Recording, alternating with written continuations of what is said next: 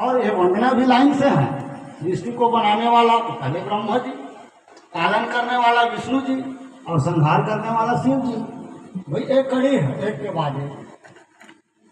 तो सबसे पहले जेहि सुमरत सिद्धि हो धन नायक, करिवर बदन करो अनुग्रह सोई बुद्धि राशि सदा।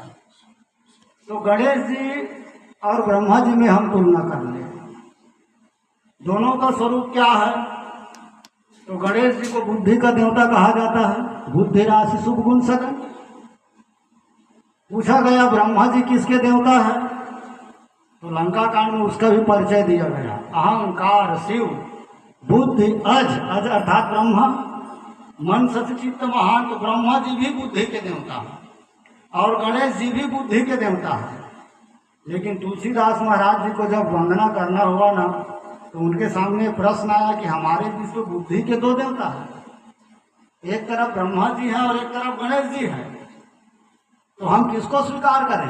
तो उसने ब्रह्मा जी को अलग कर दिया और ब्रह्मा जी को अलग करके गणेश जी की वंदना करते हैं।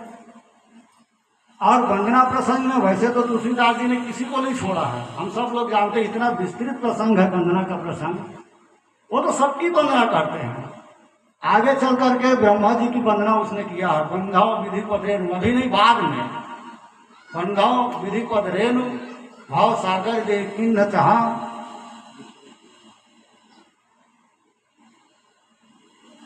इस प्रकार से वो ब्रह्मा जी की वंदना करते हैं। परंतु यहाँ जो 5 देवताओं की जो कड़ी है, श्रृंखला है, उसमें ब्रह्मा जी को हटा करके गणेश जी की वंदना उसने किया। तो गणेश जी की वंदना की इसका तात्पर्य क्या है। ब्रह्मा जी को छोड़ दिया गया, गणेश जी को उसने लिया, इसका तात्पर्य क्या है। कहीं ना कहीं इसमें तो कुछ भाव हो। अब इसको और थोड़ा सा हम समझें।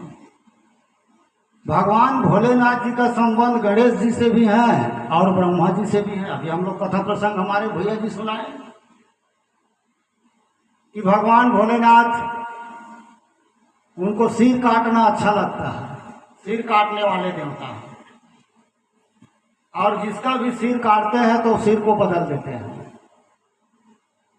दक्ष का सिर काटा तो बकरे का लगा दिया, और गणेश जी का सिर काटा तो हाथी का लगा दिया, और ब्रह्मा जी का सिर काटा तो उसका सिर बदला नहीं, वो सीधा काट के उसको अलग कर दिया। क्योंकि 5 सिर थे, 4 सिर तो पहले से ही हैं। मानो 4 के बाद 5वें की आवश्यकता है ही नहीं। जो उनका आसक्ति वाला सिर था, जो दोषपूर्ण था, वो दोषपूर्ण सिर को काट करके, जैसे कि शरीर में कोई अंग कई बार होता है, डॉक्टरों को शरीर का कोई अंग काटना पड़ता है, भाई अगर इस अंग को काट करके अलग ना किया जाए तो ये पूरे शरीर के लिए हानिकारक है। तो कभी कभी किसी के हाथ को काट दिया जाता है या पाँव को काट दिया जाता है। तो मानो ब्रह्मा जी का वह जो सिर था, अगर उसकी तत्काल चिकित्सा नहीं की जाती, उसको काट के अलग नहीं किया जाता, तो पूरे शरीर के लिए हानिकारक। तो आसक्ति वाले सिर को काट देते हैं। तो थोड़ा सा इस पर और चर्चा कर लें। शंकर जी सिर काटते हैं, लेकिन उसका एक शिष्य रावण ऐसा हुआ, तो भगवान शंकर उसकी सिर नहीं काटते, बल्कि रावण स्वयं अपनी सिर काटता है। सिर सरोज निज करहि उतारी और अमित बार पूजन त्रिपुरारी। शंकर जी की पूजा करने के लिए अपने सिर को कई बार, अनगिनत बार काट काट के चढ़ाते हैं, और इसका बड़ा अभिमान भी है उसको। जहाँ कहीं भी अपना प्रदर्शन करना होता है तो वही कहते हैं कि क्या समझते हो तुम रावण को, मेरे जैसा पुजारी होगा कोई संसार में। अरे संसार के पुष्पों से तो पूजा करने वाले न जाने कितने, गिनती नहीं है, लेकिन अपने सिर को काट करके जो पूजा करे, फूल की जगह सिर को चढ़ा दे, ऐसा कोई है? तो उसका अभिमान भी है। किंतु बाह्य दृष्टि से देखें तो बहुत भले हमको लगे कि तो बहुत बड़ा भक्त है, बहुत बड़ा पुजारी है, लेकिन भगवान शंकर जी उसको रत्ती भर भी भाव नहीं देते। और यही कारण है, जैसे जैसे वो सिर काट के चढ़ाते जाता था, सिर आकर के जुड़ता जाता था, और आगे चल के फिर हम देखते हैं भगवान कितनी बार काटते हैं और कितनी बार जुड़ जाता है। और काटने का मतलब यही है कि भगवान उन दोषों को, उन अभिमान जनित सिरों का भगवान समर्पण कराना चाहते हैं। और शंकर जी बार बार उसको लौटा देता है।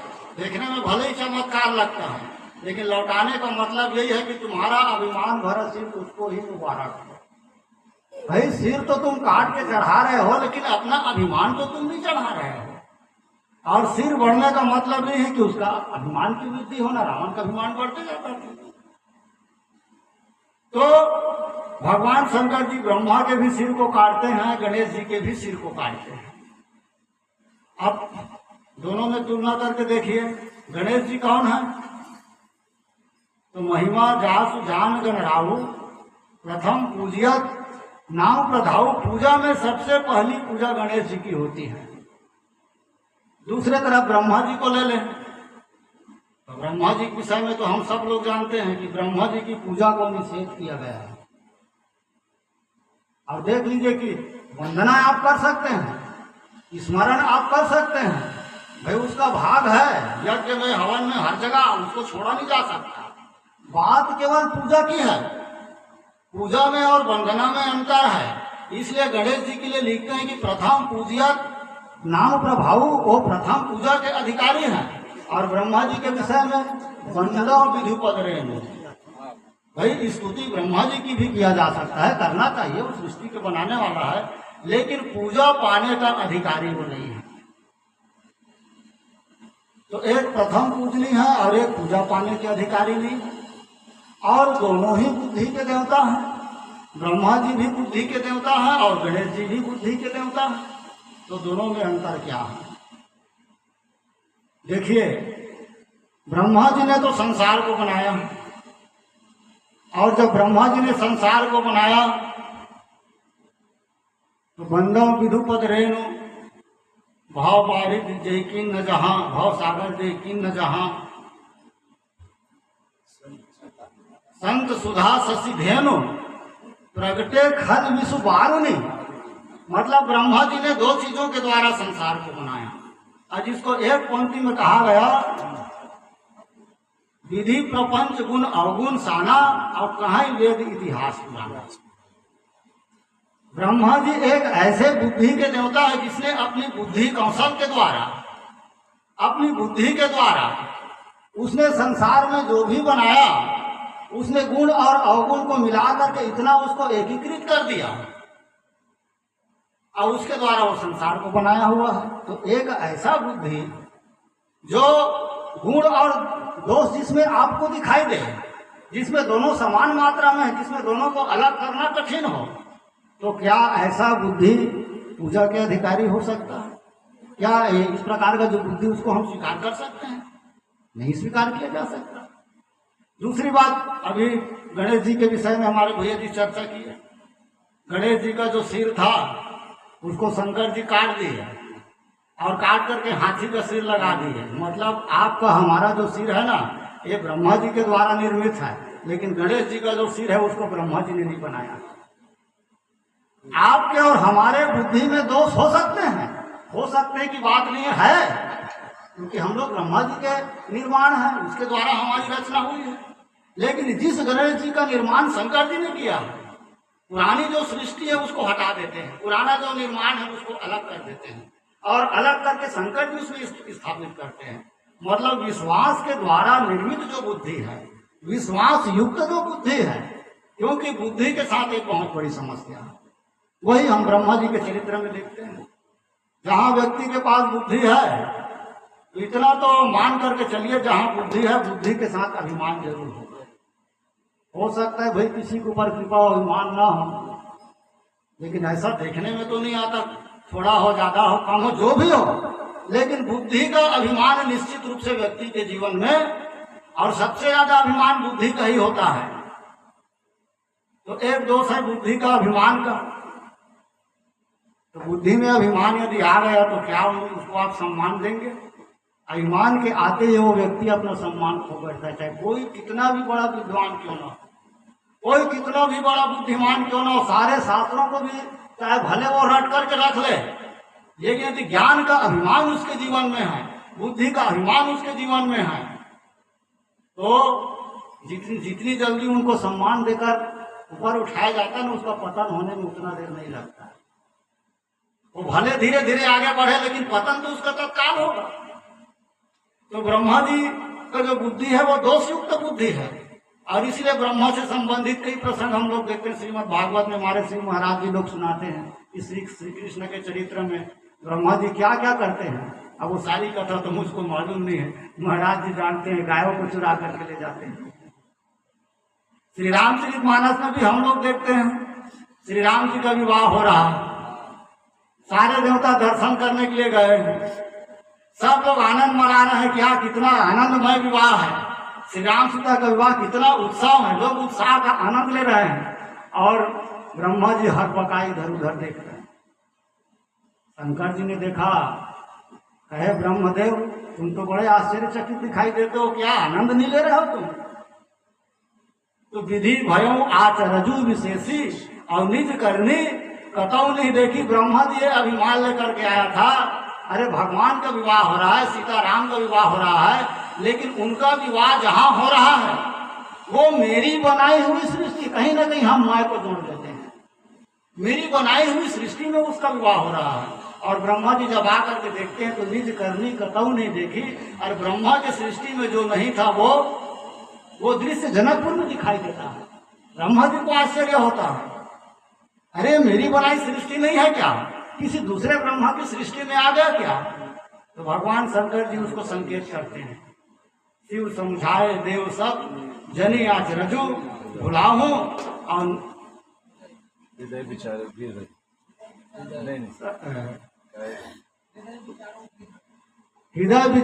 धीर धरो सिय रघुवीर विवाह।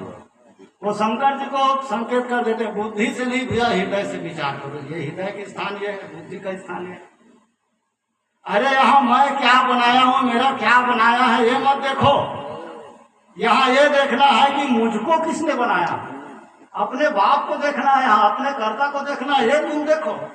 और मैं क्या बनाया हूँ, मैं क्या बनाया, ये तुम देखते रहोगे ना तो फिर आनंद आप नहीं ले सकोगे। और सही बात है, ब्रह्मा जी तो उतना आनंद नहीं ले पाया विवाह प्रसंग में।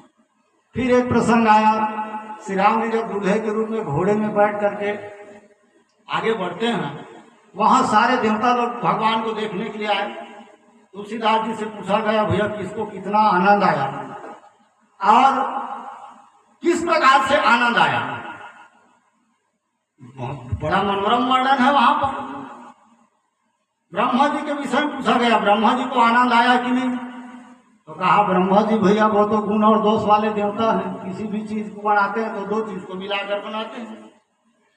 तो निरखी राम छवि विधि हर साने, ब्रह्मा जी को आनंद आया, अरे वाह कितना दिव्य सौंदर्य भगवान का।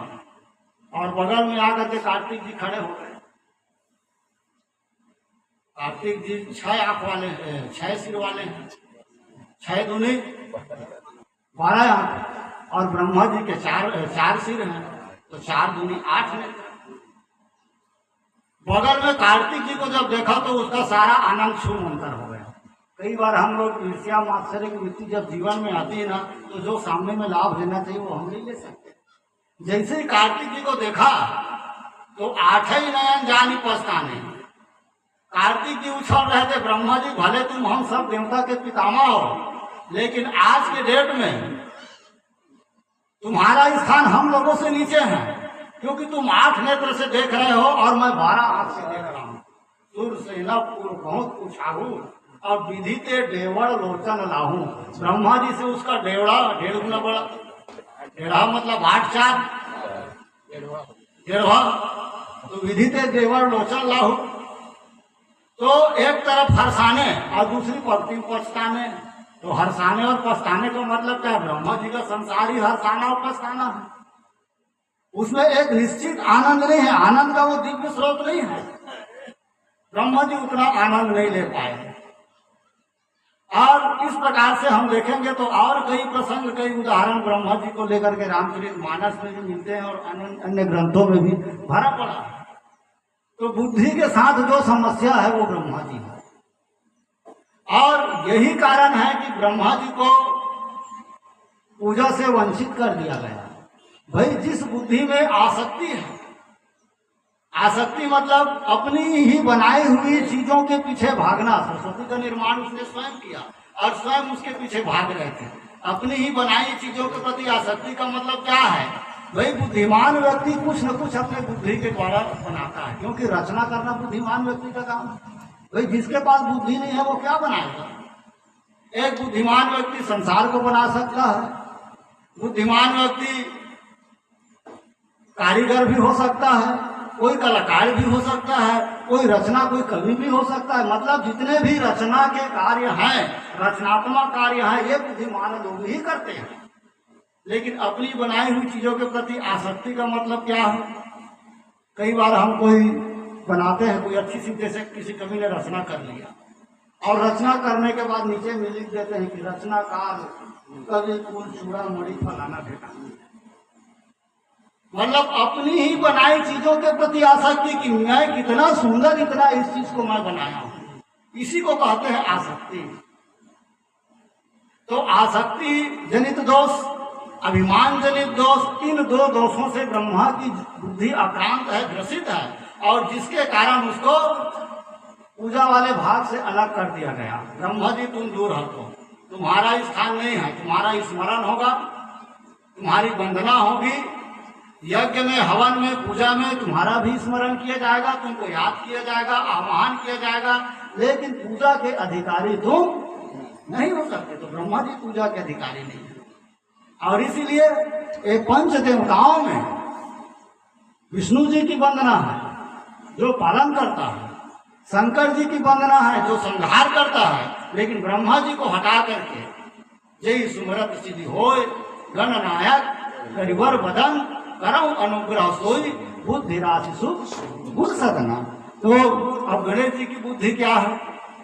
तो बुद्धि के साथ एक और समस्या होती है, और जिसको कहते हैं तर्क। जो जितना ज्यादा बुद्धिमान होगा उतनी ज्यादा तर्क करेगा।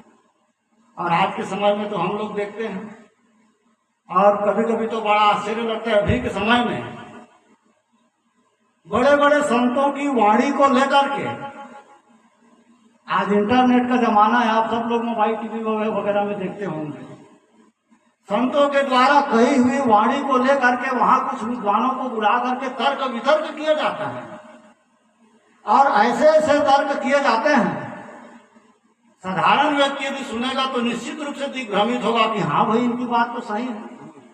कथाओं को लेकर के कई बातों को निकालते हैं। अभी कुछ दिन पहले कहीं पर मैं सुना पढ़ा इसी प्रसंग को लेकर, शंकर जी ने जब गणेश जी के सिर को काटा तो हाथी के सिर को क्यों लगाया? अपने बेटे को जीवित करने के लिए वो बेचारे, वो कौन सा हाथी था, उसकी हत्या कर दिए। अब लोग इस तरह भी सोचते हैं, और इसको लेकर के चर्चाएं भी होती है। इसीलिए कहते हैं भैया, शास्त्र ग्रंथों की कथा को यदि समझना है तो आप किसी महापुरुष, किसी बहुत बड़े गुरु के चरण में जा करके, संत के आश्रय में लेकर के ही इसका सही अर्थ आप पा सकते हैं। कहीं भी किसी मन में बैठ करके आप किसी को बुला करके चर्चा करेंगे तो इससे क्या होगा? तो बुद्धि में तर्क होता है। आज का जो समय है बुद्धिमानों का युग है, और अभी के लोग कथा को भी लेकर के नाना प्रकार के तर्क करते हैं, जबकि कथा के विषय में कहा गया राम अतर्क बुद्धिमन वाणी और मैं कुछ कहा सुमति। अनुमानी शंकर जी कहते हैं कि पार्वती ये जो भगवान की कथा है, ये ना तो बुद्धि का विषय है ना तो तर्क का। इसे बुद्धि और तर्क से आप जान ही नहीं सकते। आप कितना तर्क करेंगे? तो लोग तर्क तो करते नहीं, लेकिन कुतर्क करते हैं। तर्क लोगों को करना आता नहीं, लोग तर्क ही करते हैं। और कुतर्क का मतलब क्या? भी तर्क में बुराई नहीं है, बुद्धि में तर्क होना चाहिए, लेकिन कुतर्क नहीं होना चाहिए। तो गणेश जी के निर्माण में शिव जी का हाथ है, इसका मतलब क्या है? शंकर जी विश्वास के देवता है। जहां बुद्धि में विश्वास का अभाव पाया जाता है, बुद्धि मतलब जब तक हम उसको नहीं देख लेंगे, इसको प्रत्यक्षवाद का सिद्धांत कहा जाता है, जब तक वो हमारे बुद्धि में समझ नहीं आएगा, जब तक वो तर्क में नहीं आएगा, हम उसको स्वीकार नहीं करेंगे। तो भैया तुम्हारी बुद्धि इतनी छोटी है, अब इस छोटी बुद्धि में तुम जो जिसकी कोई सीमा नहीं है, जिसका आदि और अंत नहीं है, जिस कथा की आदि अंत नहीं है, जो ईश्वर की आदि अंत नहीं है, वो तुम्हारी छोटी सी बुद्धि में कैसे आएगा भैया? ये कितनी बड़ी विचित्र बात है। तो बुद्धि है छोटी सी, और उस छोटी सी बुद्धि से हम असीम को उसमें समाना चाहते हैं। और कहते हैं कि जब तक इसमें समझ नहीं आएगा हम स्वीकार नहीं करेंगे। तो भैया बुद्धि को लेकर के चलोगे तो फिर तो तुम तो मान ही नहीं पाओगे किसी चीज को। तो इसीलिए विश्वास का विषय है, बुद्धि हो लेकिन बुद्धि के साथ विश्वास हो। तो गणेश जी कौन है? गणेश जी बुद्धि और विश्वास के द्वारा सम्मिलित, जिसको कहा गया धड़ पार्वती के द्वारा निर्मित है, और सिर जो है शंकर जी के द्वारा निर्मित है। अर्थात श्रद्धा और विश्वास के द्वारा निर्मित गणेश की पूजा की जाती है। और जो तुलसीदास जी वंदना प्रसंग में लिखते हैं, जय सुमरत सिद्धि हो